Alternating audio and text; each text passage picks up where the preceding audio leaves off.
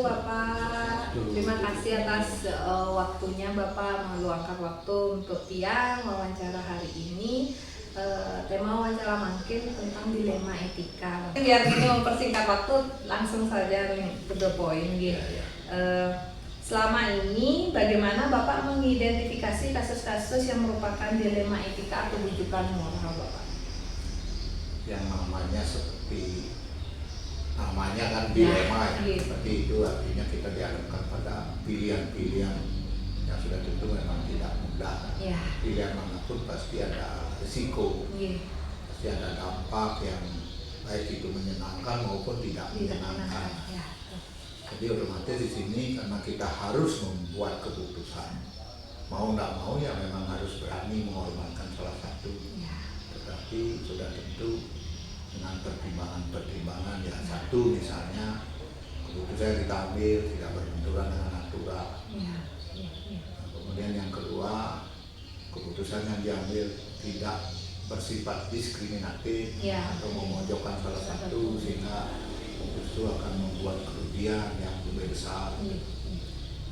Berikutnya mungkin orientasinya tetap yang terkait dengan keputusan-keputusan apalagi itu menyangkut siswa. Berarti kita harus selalu berbasis pendidikan yang humanis. Jadi kita harus selalu mengutamakan pendidikan yang humanis, artinya memperlakukan peserta didik itu sebagai manusia yang unik, yang tidak terlepas dari kurang lebih segala macam itu harus menjadi pertimbangan-pertimbangan. Kemudian yang terakhir mungkin kemudian kita ambil itu haruslah berdampak positif untuk yang lebih besar. Jadi untuk memberikan manfaat yang lebih besar. Sekalipun yang lain juga pasti ada dampak positifnya, tapi mungkin pilihlah yang lebih besar. Ada keseimbangan dan semuanya sejalan. Bapak. Nah, mungkin bagaimana Bapak menjalankan pengambilan keputusan nikering sekolah dan terutama kasus-kasus di mana ada dua kepentingan yang sama-sama benar, Bapak? Nah, itu memang selalu arahnya dilema. Ya, betul dilema teman-teman. Yang paling tidak langkah-langkah yang kita ambil dengan melibatkan lebih banyak stakeholder kan, apakah itu di manajemen, misalnya di tingkat wakil, apakah itu sudah melibatkan sampai kapro, kabin, dan mungkin juga melibatkan semua guru dan pegawai kan itu. Jadi dilihat itu dari skop masalah yang akan kita hadapi. Jadi langkah-langkahnya tetap harus kolaborasi. Nah, langkah-langkah atau prosedur seperti napi yang biasa Bapak lakukan selama niki untuk penyelesaian itu prosedurnya? Ya kalau prosedurnya ya mungkin memang kadang-kadang kalau permasalahan itu paling tidak kita bicarakan di tahap awal di tingkat wakil dulu, di tingkat wakil. Nah, kemudian kita di sana bodoh sudah kelihatan lah rancangannya gitu, mungkin kita bisa libatkan ke skop yang lebih luas sehingga nanti otomatis kalau ternyata di sana mirip gitu ya itu artinya sudah menjadi keputusan bersama. Ya, berarti dari Bapak dari manajemen baru kita berani untuk Nah, mungkin adakah hal-hal yang Bapak anggap efektif dalam pengambilan keputusan itu? Nah, kira-kira apa ya? Yang efektif misalnya yang mendukung, apakah dari kolaborasi yang efektif ataukah dari kita dari wali dulu menangani kasus? Ya, kalau memang yang terkait misalnya masalah kesiswaan memang kita harus mengumpulkan informasi itu melalui proses sehari-hari. Melalui proses sehari-hari otomatis itu kan ada SOP-nya. Permasalahan siswa paling tidak dari guru itu harus sudah dapat dikenali dulu, kemudian selanjutnya wali biar tahu sebagai anak binaannya. Nah kemudian kalau memang permasalahan di situ bisa diselesaikan di tingkat wali, nah ini lebih baik dilaporkan saja. Dilaporkan saja ada permasalahan ini dan tadi sudah dicarikan solusi seperti ini. Dan kalau ternyata tingkat wali nggak bisa, mungkin sudah naik levelnya ke tingkat BK. Ya. Dan kalau sudah di BK itu biasanya kan sudah masuk ke Manajemen. Ya, baru di sana. Siap. Nah, dari Bapak dalam proses pengambilan keputusan itu pasti ada tantangan. Kira-kira nanti apa tantangan terbesar Bapak dalam mengambil keputusan itu? Tantangan terbesar biasanya khusus di sini karena di sekolah kan lebih banyak itu didominasi masalah siswa. Kadang-kadang kan kurang informasi. Nah, yang kedua tingkat pemahaman dari setiap guru misalnya atau pegawai terhadap siswa itu kan ya, betul. Jadi itulah kadang-kadang yang mungkin keputusan itu akhirnya bisa salah kan. Jadi kalau data nggak lengkap, nanti anak-anak yang nggak masuk atau jarang masuk langsung diponis anak itu gitu. Nah itu kadang-kadang justru siswa jadi korban. Nah di sini yang diperlukan informasi itu harus lengkap. Data-data kemudian penyamaan persepsi itu juga sangat penting. Sehingga siswa itu jangan pernah jadi korban karena kurangnya informasi, kurangnya pemahaman kita. Makanya di situ anak-anak yang bermasalah itu carilah informasi selengkap-lengkapnya. Betul. Kita harus menggali apa sebenarnya gitu. Ketidakhadiran siswa itu tidak cukup di situ gitu kan sebagai sumber data. Ada masalah apa kendalanya, termasuk lingkungannya, di keluarganya apa masalahnya. Pokoknya cari betul Bapak di kebun. Kita harus memang dengan kolaborasi dari warga sekolah harus menggali semuanya, harus ada rasa empati lah. Kan khusus untuk inklusi itu ya benar-benar itu kan harus, makanya itu tadi harus basisnya humanis karena setiap manusia pasti ada kekurangan, tidak semuanya sempurna. Betul. Ini ada pertanyaan selanjutnya Bapak. Nah, misal Bapak kan mempunyai jadwal tertentu Pak dalam menyelesaikan permasalahan ini, atau Bapak menyelesaikan langsung di tempat pada saat kasus itu ada atau bagaimana? Kalau penyelesaian kasus biasanya itu langsung, karena kalau kita nunggu jadwal biasanya itu kan keburu numpuk nanti masalahnya. Dan kemudian anak yang bermasalah juga tidak segera terangani. Jadi sifatnya temporer, harus kerja tuntas gitu, harus segera.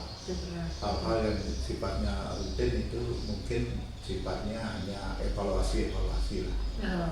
Evaluasi penanganan. Soalnya kalau nggak berlarut-larut ya Bapak ya, kalau masih nunggu apa gimana dengan bisa.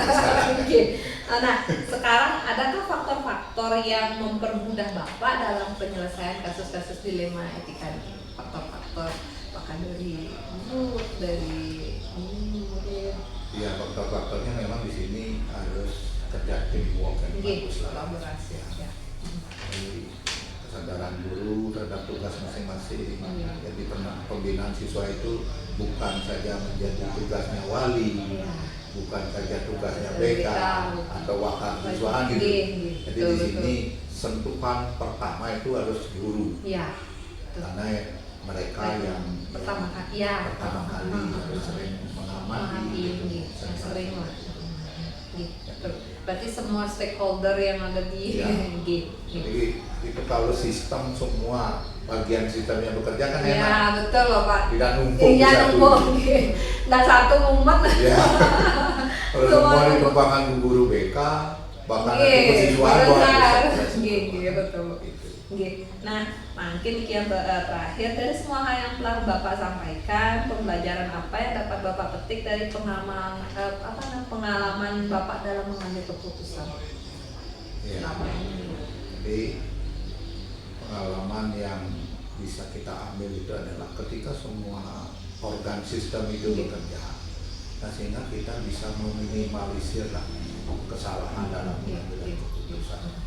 Dan kemudian juga kita di manajemen khususnya sesulit apapun itu masalah, tetap kita harus berani mengambil keputusan, apalagi sudah melibatkan semua bagian gitu Iya. misalnya. Itu artinya kan sejelek apapun itu masih lebih bagus Iya. daripada nggak ngambil Nggak ambil keputusan. keputusan, betul. Kan disitulah tantangan kita. Kita benar-benar harus komprehensif, bisa memilah masalah dan juga menyusun skala prioritas. Sehingga hal-hal yang agak berat itu bisa dihindari. Oke, sukses banget Bapak. Terima kasih banyak atas waktunya meluangkan untuk wawancara ini. Banyak sekali yang peroleh pengalaman-pengalaman luar biasa dalam Bapak memanage sekolah Niki. Dan untuk akhir kata saya ucapkan terima kasih. Dan semoga wawancara ini bisa bermanfaat.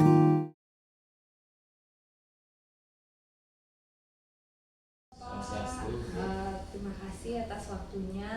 Sebelumnya saya ucapkan terima kasih kepada Bapak Nyoman karena telah meluangkan waktunya atas dari kesibukan sehari-hari untuk wawancara hari ini. Baik Bapak, ada beberapa pertanyaan mungkin nanti sekiranya Bapak menjawab punapi Bapak dalam menghadapi permasalahan-permasalahan di sekolah dan SMK Negeri 1 Bangli Niki. Oke, adapun pertanyaan nomor 1, selama ini bagaimana Bapak mengidentifikasi kasus-kasus yang merupakan dilema etika atau bujukan moral Bapak? Sebelumnya terima kasih atas kehadirannya di ruang kepala SMK Negeri 1 Bangli dan sudah mewawancarai saya sebagai pimpinan di sekolah ini. Pertama tentang dilema etika atau bujukan moral itu sendiri. Jadi kita tentu melakukan langkah-langkah yang bisa menyelesaikan permasalahan itu. Yang pertama tentu dengan identifikasi masalah. Jadi kasus-kasus yang terjadi misalnya di siswa atau di guru. Kalau bisa saya tanya di guru apa di siswa? Boleh dua-duanya. Oh, boleh. Bapak yang ini bisa. Misalnya yang pertama di guru. Okay. Nah, kita sering mengalami dilema di kegiatan pembelajaran khususnya untuk guru dulu. Jadi kadang-kadang guru kita itu mau tidak mau juga memiliki kesibukan yang lain, terutama misalnya guru perempuan. Guru perempuan kadang-kadang di masa muda, karena guru-guru kita kan banyak anak-anak muda, ada juga yang punya bayi dan lain sebagainya. Itu kan dilema bagi kita. Jadi di satu sisi anak di sekolah adalah kewajiban kita sesuai tupoksi kita harus mengajar. Tapi di sisi lain ibu itu misalnya kan juga punya anak yang merupakan tanggung jawab ibu itu untuk masa depan si ibu itu sendiri juga masa depan. Nah, di sini sering terjadi dilema ketika ada guru kita yang seperti itu. Nah, jadi apa yang mesti kita lakukan? Jadi ya kita sebagai pimpinan tentunya harus memberikan penyelesaian yang memang tidak memberatkan di satu sisi dan juga tidak merugikan hal yang lain. Jadi seperti itu. Kalau di siswa, banyak siswa kita karena tentunya siswa kita kan siswa SMK. Dari segi input dari berbagai macam latar belakang, kemampuan dan juga karakter. Nah, saya kira itu. Jadi dilema kita misalnya ada anak kita yang anggaplah sehari-harinya tidak masuknya malas, karena tidak semangat. Jadi itu dilema bagi kita, dan karena tuntutan kurikulum ya kita harus menuntaskan. Gitu. Nah, saya kira itu dulu dari dilema yang sering kita hadapi. Benar Bapak, itu sudah kita sebagai pimpinan, mungkin Bapak sebagai pimpinan juga memiliki sesuatu hal yang benar yang dilakukan juga, tetapi juga ada benarnya memang harus mengajar kan seperti itu. Lalu selama ini bagaimana Bapak menjalankan pengambilan keputusan di sekolah, terutama untuk kasus-kasus di mana ada dua kepentingan yang sama-sama benar, yang mengandung nilai kebajikan itu Bapak. Tentunya kita sebagai pimpinan harus mengambil langkah-langkah yang seperti katakan tadi mengandung nilai-nilai kebajikan dan bisa semuanya benar kan gitu, jadi semuanya benar. Yang pertama, kalau untuk kasus guru ini kita mengedepankan kolaborasi di antara guru mapel misalnya, dan juga tentu koordinasi dengan di prodinya atau di jurusannya. Jadi itu. Dan yang kedua, komunikasi positif atau iklim belajar, iklim mengajar itu harus memang kita.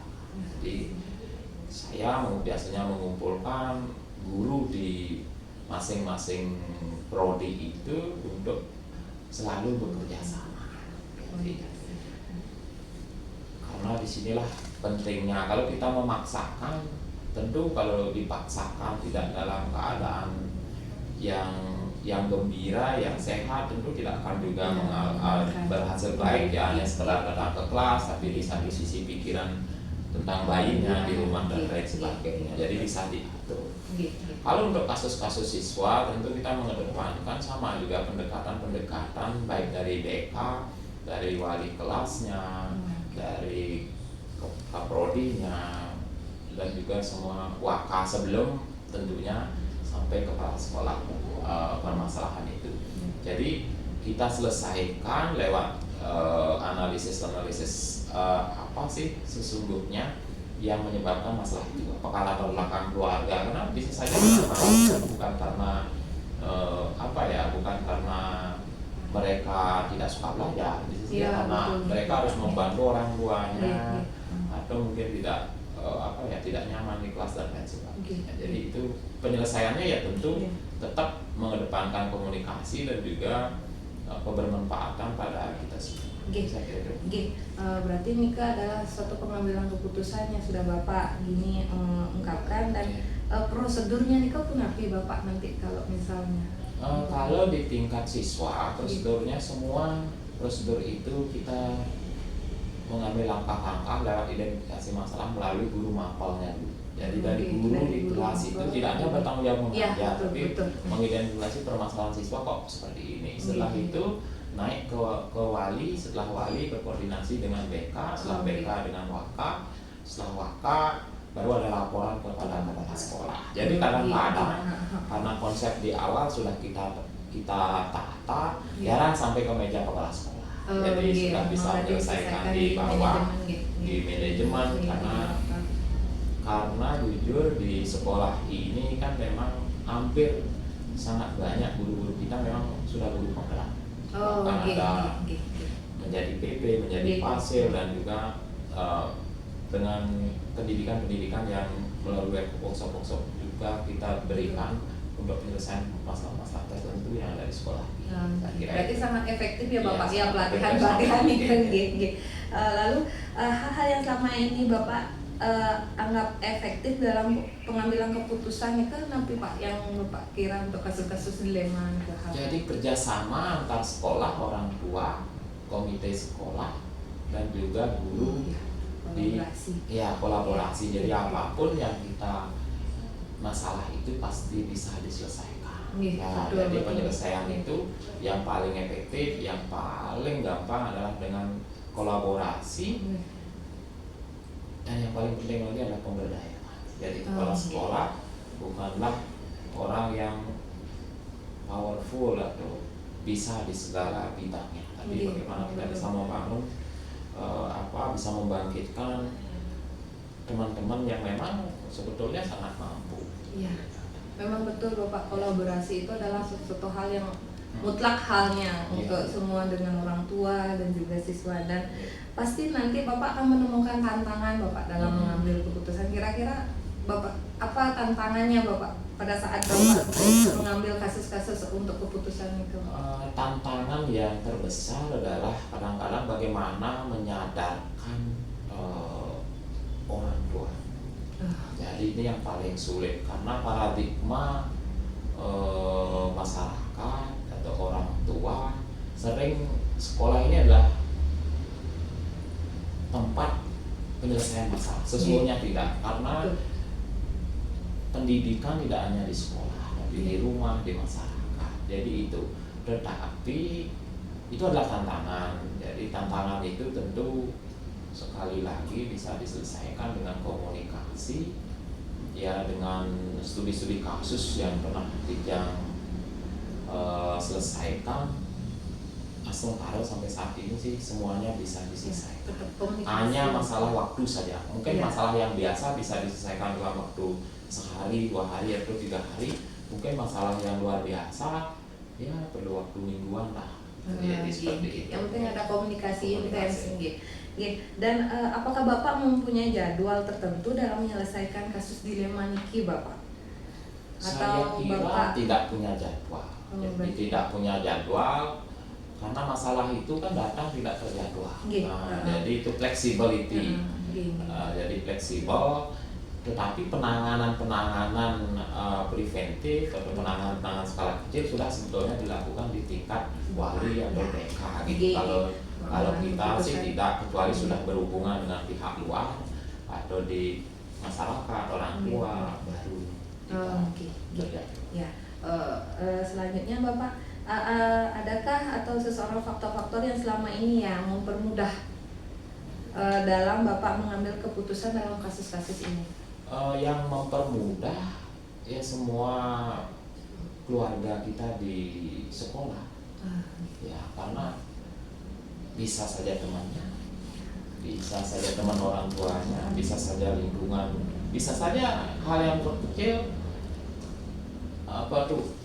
pedagang di sekolah, penjaga kantin, penjaga koperasi atau pegawai UKS itu juga bisa membantu, walaupun tidak hanya guru saja, karena kadang-kadang anak kita itu bisa lebih banyak curhat saat mereka sambil berbelanja, atau kadang-kadang mereka mengeluh sakit dia mengeluh di UKS. Jadi kan hal-hal seperti itu yang sangat jarang orang bisa lakukan. Karena sesungguhnya yang bisa membantu hal yang terkecil bisa. Di satu sisi yang paling sangat berperan ya tentu wali kelas dan TK. Jadi semua. Berarti di sini budaya simpati, berempati ini kan sudah memang benar Bapak, karena bisa mendengarkan curhat anak, bisa kita saling berbagi dengan karena kan anak-anak SMK biasanya kan butuh didengarkan biasanya. Jadi karena pembelajar remaja betul perlu pengakuan. Kemudian yang terakhir nih, dari semua hal yang telah Bapak sampaikan, pembelajaran apa yang bisa Bapak petik dari pengalaman dalam Bapak mengambil keputusan?